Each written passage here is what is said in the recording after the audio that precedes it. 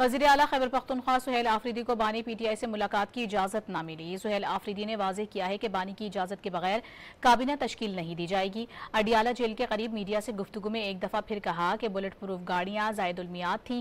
کے P police اتنی گئی گزری نہیں ہے کہ اسے کباڑ کا سامان دیا جائے۔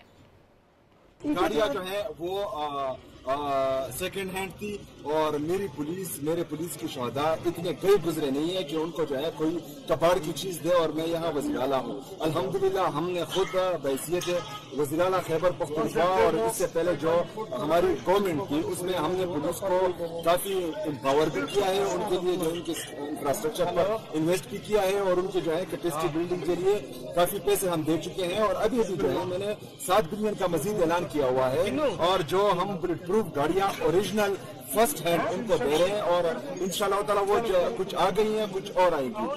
بات یہ ہے کہ یہ جو ہے ایک بحث ہے، جو ہے کسی چیز کی سمجھ نہیں ہے۔ میں ڈیمانڈ کر رہا ہوں کہ ہمارا جو NFC میں آپ کے ساتھ شیئر ہے، اس کا NFC کا میٹنگ جلدی بلانا چاہیے، اور وہ NFC کا شیئر ہمیں دینا چاہیے جو 350 ارب روپے سے زیادہ بنتا ہے۔